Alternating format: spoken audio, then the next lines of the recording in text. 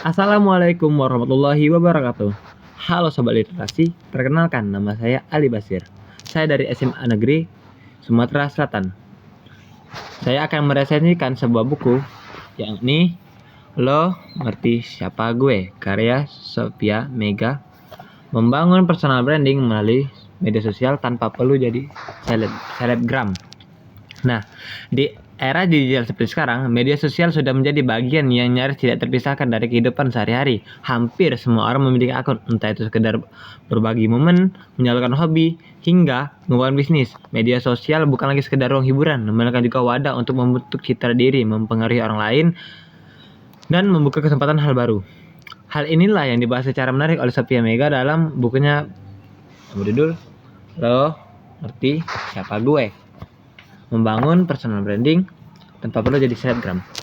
Judulnya saja sudah terasa berbeda dari buku-buku pengembangan diri. Kebanyakan alih-alih kaku, Sophia memiliki gaya bahasa gaul dan santai. Terus lo dan gue, yang membuat perasaan merasa lebih dekat sejak halaman pertama. Membaca diajak untuk memahami bahwa personal branding bukan hanya milik mereka yang sudah terkenal, seperti selebritas atau influencer dengan jutaan pengikut. Justru siapapun bisa membangunnya, selama tahu cara yang tepat, punya keinginan untuk konsisten, dan berani tampil dengan keaslian diri.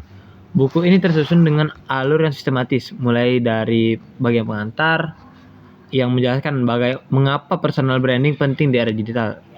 Sophia menekankan bahwa personal branding adalah tentang bagaimana kita ingin dilihat, diingat, dan dengan dihubungkan dengan nilai tertentu, bukan sekedar popularitas kosong. Setelah itu, pembahasan berlanjut ke tahap-tahap praktis yang bisa diikuti oleh siapa saja, bahkan mereka yang belum pernah berpikir tentang branding sebelumnya. Sophia mengajak pembaca untuk memulai perjalanan ini dari sesuatu yang sederhana, yaitu melakukan hal-hal yang memang kita sukai. Menurutnya, branding yang dibangun dari passion akan jauh lebih bertahan lama karena terasa alami dan tidak dipaksakan. Dari situ, pembaca kemudian diajak untuk lebih mengenal diri, menemukan kekuatan, keunikan, dan nilai yang bisa ditonjolkan.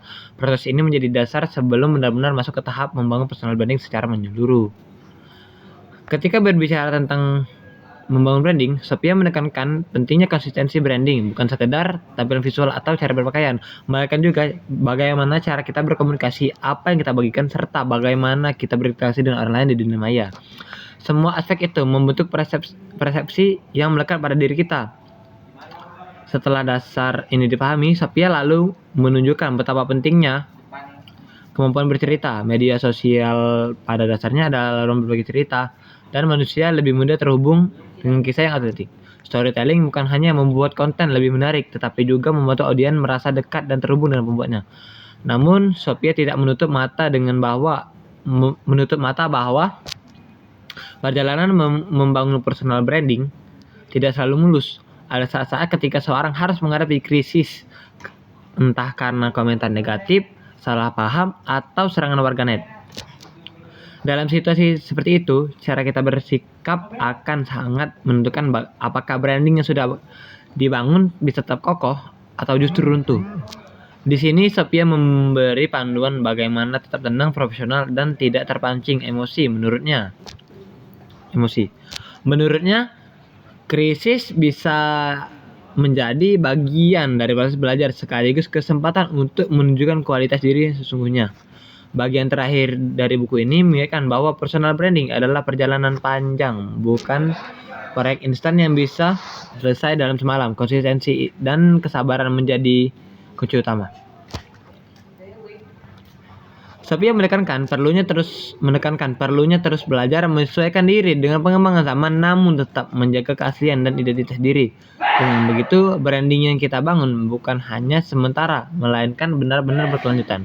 Kekuatan buku ini terletak pada bahasanya yang ringan, akrab, dan mudah dipahami. Pembaca secara diajak ngobrol santai, bukan digurui atau dijejali teori yang rumit.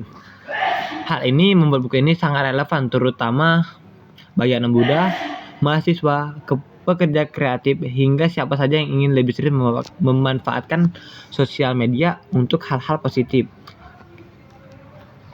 Kelebihan lain adalah struktur isinya yang runtut sehingga pembaca bisa mengikuti alur awal hingga akhir tanpa kebingungan. Meski begitu, buku ini memiliki sedikit kekurangan karena gaya bahasa yang sangat santai. Mungkin ada pembaca yang biasa dengan tulisan akademis merasa kurang formal. Selain itu, contoh kasus nyata yang dihadirkan tidak terlalu banyak. Jika Sophia menambahkan lebih banyak kisah konkret dari individu yang berhasil membangun personal branding, mungkin buku ini terasa lebih hidup dan inspiratif. Secara keseluruhan, buku ini adalah buku yang inspiratif dan aplikatif. Pesan utamanya jelas, personal branding bukan tentang menjadi orang lain atau sekedar mencari popularitas, melainkan tentang menunjukkan siapa diri kita sebenarnya dengan cara yang konsisten, autentik, dan bernilai. Buku ini mengajarkan bahwa setiap orang punya kesempatan yang sama untuk membangun identitas digitalnya tanpa harus menjadi selebgram atau sosok terkenal. Bagi saya, buku ini layak direkomendasikan kepada siapa saja yang ingin mengelola citra diri secara lebih serius di dunia maya, baik itu mahasiswa yang sedang membangun reputasi profesional yang ingin diperluas jaringan, pengusaha kecil yang memanfaatkan Instagram untuk promosi, atau content creator yang baru merintis karir. Membaca buku ini membuat kita sadar bahwa personal branding adalah investasi jangka panjang yang akan membuka banyak peluang asalkan dilakukan dengan jujur, konsisten, dan penuh kesadaran. Mungkin sekian resensi dari saya. See you.